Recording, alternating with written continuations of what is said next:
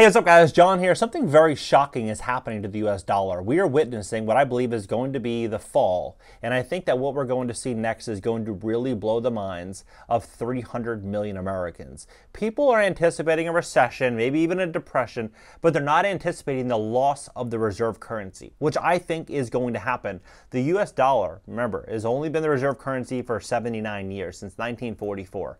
And for everyone watching this video, for the most part, you've only known the dollar as being the reserve currency. But what a lot of countries are looking at are alternatives because the dollar has been weaponized against another country. The dollar is, at one time, was backed by production. It was backed by fossil fuels. It was backed by our military. Well, production is greatly limited from 1944 to where it is now, as most production is happening in a lot of these Brics countries. Second is fossil fuels. We're moving away from fossil fuels, moving into clean energy. And all we have left is the military.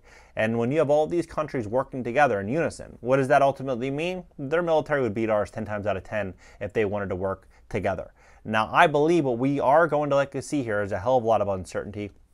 And as that's happening, what's also pretty shocking is the FedNow service is getting ready to launch in 35 days, which isn't CBDCs, it's not that, but it's the plumbing for that. And so I think we're moving into something really, really big. So please hit the like button. When you hit the like button, YouTube's going to share this content to educate more people about what's going on. Now, I'm not trying to scare anybody, but I'm just simply here to lay out the facts and put everyone in a position to where they can assume information that will allow them to make better financial decisions. So also, today's video is sponsored by GreatCreditFast.com. If you have bad credit, you want to fix your credit, we would love to help you and give you a free consultation at GreatCreditFast.com. GreatCreditFast.com. Give us a call, 561-430-5900.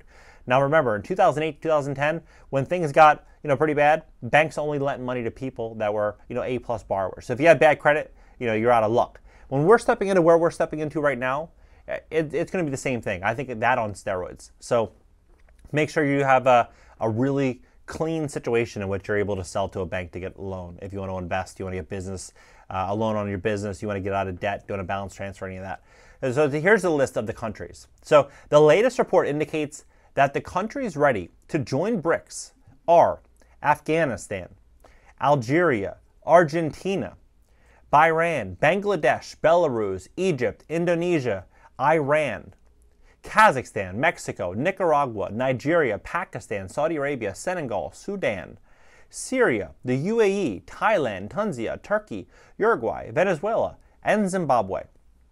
Now, I believe this is only just the beginning, and I would not be surprised to see another 30 or 40 or 50 countries join BRICS or attempt to apply to join BRICS inside of the next year or two. And the reason for it, you think about this, if we're the reserve currency and we're just printing and printing and printing more money, playing all these games with the debt ceiling, and we are producing very little, our production is very little, and we're getting off of fossil fuels, all we're doing is just, printing money and supporting a lifestyle that, many countries would say we don't deserve, we're going to start to see other countries take risk off the table. And they're going to likely exercise an option like BRICS, where they can uplift their own economies rather than just uplifting ours. So the development will come as a blow to the US and other Western nations as our GDP, which will see their GDPs dwindle to that of the BRICS. So you think about that. How does inflation not get absolutely crazy? If our GDP is going to shrink and we have record high debt and they want to make all these new, bills for climate, for social services, for all these different things, they're just going to print more and more and more money. So if they're printing more and more and more money and our wages are actually going down and inflation is going up, there's going to be more demand for social services, direct deposits like FedNow, which is coming out in 35 days, with like stimulus and universal basic income and all these different things. We're going to start to see this. It's crazy. Market watchers believe that a move to Zimbabwe is aimed at neutralizing an insatiable appetite for the U.S. among its citizens' development, which authorities blame for continued economic shocks. Right. So these are in this headline, by the way, all I typed in Google was countries joining BRICS, and it's in this headline. People would have said that would be crazy. They would have said all these different things. I'm not saying that this is happening. I'm not saying any of that. But I'm just simply saying that they have that now. And that's just kind of like an open conversation that they put out there. Because if you would have said that a year ago, 2 years ago, everyone would have thought you were this guy, right?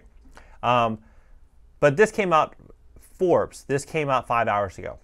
Everything you need to know about FedNow. And so here's kind of like how I think this is all going to happen. So we're looking at everything that I just mentioned with debt, with cost of living, now the FedNow service, but also one thing that a lot of people are not taking into consideration is the impact that technology is likely going to have on jobs, on our economy.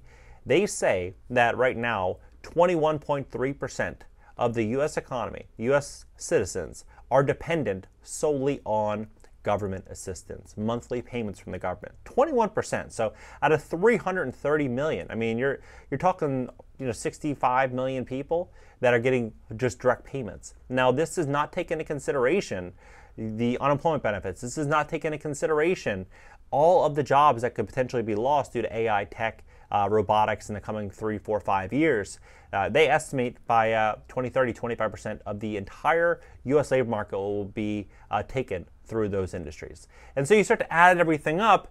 How are they going to support it? Well, they're going to print money. That's what they're going to do. They're going to print and print and print money. And so as they begin to do that, the people that are barely making it are going to then fall into a situation where they're going to need money. So it's going to go from 21.3% to 25, to 30, to 35%. And then it's going to be, I believe, the haves and then the have-nots. And that's why I think that the next 2-3 years is going to be the most important period to get wealthy, the most important period to get out of debt, to build a business, to put yourself in a strong position. Because this FedNow situation, this is what they said. Again, this came out 5 hours ago today.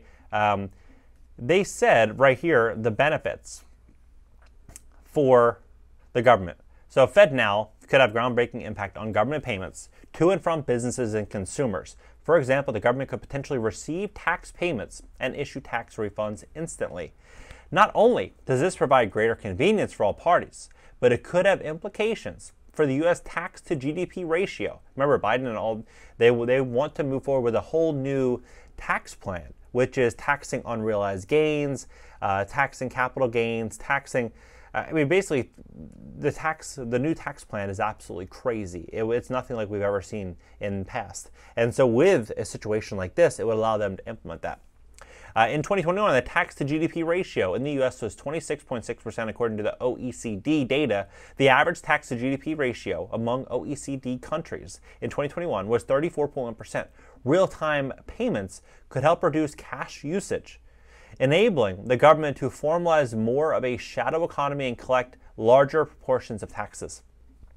Yeah. This would not just be it. They would also be able to do other things, which they've covered in even publications like The Hill and CNN and all these different mainstream publications where they said that with some type of FedNow, CBDC type of connection, that they would be able to reduce meat consumption, be able to reduce travel, be able to reduce certain things.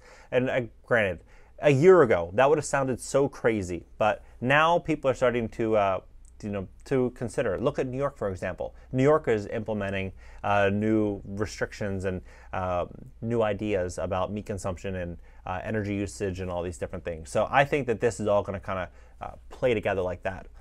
So real-time benefits for consumers. Access to real-time payments enables consumers to enjoy faster and less expensive payments nationwide. Now, if you're a business owner, it says individuals can pay bills, receive refunds, and businesses and receive insurance reimbursements instantly. Now, I use this card basically every day, and when I make a purchase, it will go through, and I get what I wanted to buy instantly. Right? Same with you. I don't think you have a complaint about how fast the transaction takes. However, what you're seeing now, and what I'm seeing, it says the FedNow service will also spur innovation for new instant payment, yielding greater efficiency and convenience from increased competition in the end user. They say that it will, with real business-to-business payments, organizations can maximize access to capital via invoices and requests for payments. No, if you issue an invoice and someone wants to pay you, they're going to pay the invoice on the spot. Businesses can bill customers directly, and customers can instantly approve and send payments from their bank. Again, this seems very similar. This is not similar at all, but the benefits are basically what we already have. They're not telling you the other benefits for them. But businesses can use cases for real-time payments, include mobile pickup products, right? And then this is what I think is going to happen, though. I believe we're going to see this unfold gradually, in stages, kind of like, how we've seen things the last few years. It just happens slowly. But this is not happening slowly. When you have 30 countries, they're moving fast, but America is responding slowly. I think what we're going to see here next is going to be, the next year, 2 years, central bank digital currencies becoming the norm. And that's what everyone's likely going to start to use. Hopefully people start to kind of like reject it. They're like, I'm only going to use this. But if that does start to happen, think about this, what they could do. If let's say you own multifamily property and they're like, okay, well, in the beginning, they're like, we'll give you 3% off or 2% off if you, pay with CBDC. Or we'll do this if you pay with this. People start to accept it, and then boom, 6 months later, a year later, they don't allow payments past a certain percentage point on, rents in certain areas. They start to cap it like Section 8. Who knows what they could do? Like that was purely speculation, but I'm saying, like, who knows when they have that type of authority and power, they're not just going to be content. What do you think about this entire situation? Drop below, hit the like button, subscribe here. I'm on my second channel. And again, if you want to fix your credit, you want to put yourself in a very strong financial position during this huge period of uncertainty, you want to put yourself in a stronger position, we'd love to help you and give you a free consultation on your credit at greatcreditfast.com. That's greatcreditfast.com. Give us a call, 561-430-5900.